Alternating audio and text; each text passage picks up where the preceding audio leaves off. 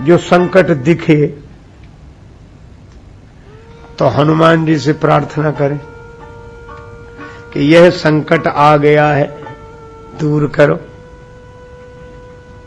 लेकिन आगे श्री तुलसीदास जी बड़ी अद्भुत बात कर रहे हैं का दिखने वाले संकट के लिए तो हनुमान जी से प्रार्थना कर सकते हैं, और जो संकट दिखे ही नहीं और पीछा छोड़े नहीं।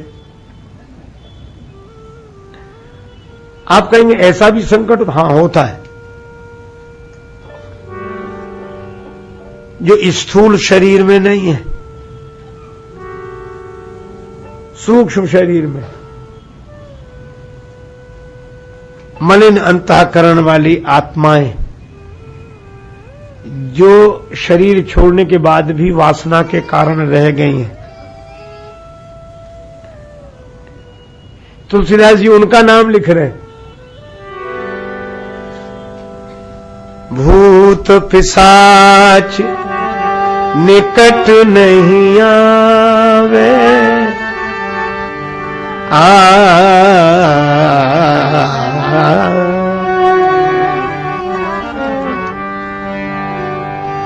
भूत प्रेत हमारी पौराणिक मान्यता है और लोगों को अनुभव भी तरह तरह के हुए हैं, और उन लोगों के अनुभवों की चर्चा मैं नहीं करता क्योंकि उनकी चर्चा हो भी नहीं सकती यहां, क्योंकि जिनकी चर्चा हो रही है उनके नाम से ही निकट नहीं आते, तो चर्चा कैसे हो। भूत पिशाच निकट नहीं आवे। अजय ये किस आधार पर आते हैं भूत प्रेत?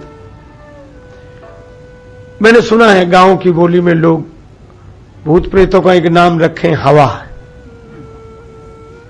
हवा लग गई। कुछ लोग कहते कुछ ऊपर ही हवा है। अच्छा एक बात बताओ, हवा तो सब जगह है और हवा का ही माध्यम लेके ये भूत पिशाच पीछे पड़ते हैं किसी के, लेकिन जिस हवा में हनुमान जी हो उनमें तो इनकी हवा खराब हो जाए, ये तो रह ही नहीं सकते उसमें। इसलिए आप निश्चिंत रहो, कहीं कोई हवा खराब हो और आपको लगे कि कहीं ऐसा ना हो, पता नहीं यहां कैसा लग रहा है, कुछ वैसे, आप भगवान नाम हनुमान जी को सुनाओ और हनुमान जी को सुनाओ राम जी का नाम, तो हनुमान जी निकट आते हैं, और हनुमान जी का नाम सुनाओ इन्हें, एक नहीं आएंगे पास में केवल नाम से। अच्छा एक अद्भुत बात है, भूत प्रेतों के मंत्र हैं, लोग तरह तरह के मंत्र बोलते हैं। देखो ये मंत्र से झाड़ो तो भूत चला जाएगा, इस मंत्र से झाड़ो तो प्रेत चला जाएगा।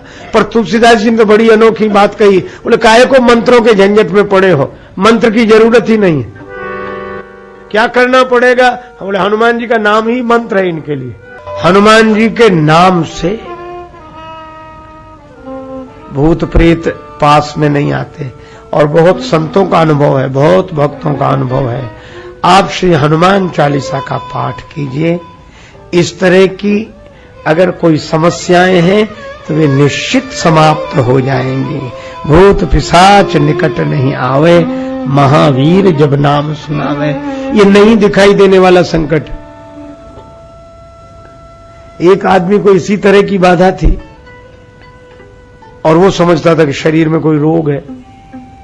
वो कहता था डॉक्टर भी नहीं समझ पा रहे हैं, पता नहीं क्या बात है, पता नहीं क्या बात। हनुमान जी की कृपा के अद्भुत चमत्कार हैं, अद्भुत, इस युग के हैं, अभी के हैं, इसी समय के हैं। एक देवी को मैं जानता हूं, एकाएक उसके कानों की श्रवण शक्ति ही समाप्त हो गई, सुनाई नहीं पड़ता था।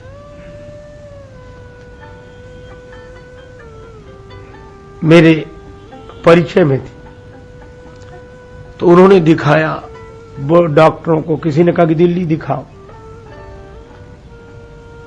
मैं स्वयं साक्षी हूं उस घटना का। दिल्ली के इतने बड़े आयुर्विज्ञान संस्थान में किसी को समझ, कितने परीक्षण हुए, कुछ नहीं, और सुनाई ना पड़े उसे। अंत में एक दूसरी आस्थावान देवी की सलाह पर उसे हनुमान जी के मंदिर में ले जाया गया, और वहां सामान्य ढंग से पुजारी ने कहा कि 2-3 मंगल दर्शन कर लो। ये मेरे साथ घटी हुई घटना, कुछ वर्षों की, ये सब लोग साक्षी हैं उसके। को हनुमान जी के मंदिर पर जाने से वो जो कोप था किसी ऐसी अपवित्र आत्मा का, जिसकी वजह से श्रवण शक्ति चली गई थी, जो डॉक्टरों को भी रोग समझ में नहीं आ रहा था, वो हनुमान जी के मंदिर में जाने से ठीक हो गई। अब तक ठीक है वो, अभी है। और जब आवाज उसकी आई तो सबसे पहले उसने हमको ही फोन किया।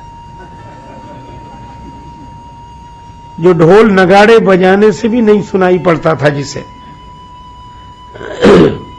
तब मुझे लगा कि अब वो लोग अगर ना सोचते तो लोग तो इलाज ही करते रहते। वो लोग तरह तरह की बात पूछ रहे थे कि कैसे ये हुआ, कैसे ये हुआ, कोई कारण होगा। लेकिन अब ये संकट दिखाई नहीं दे रहा, कारण क्या है। लेकिन नहीं दिखाई देने वाले लोगों की वजह से जो संकट आता है, वह संकट भी हनुमान जी के नाम से टल जाता है।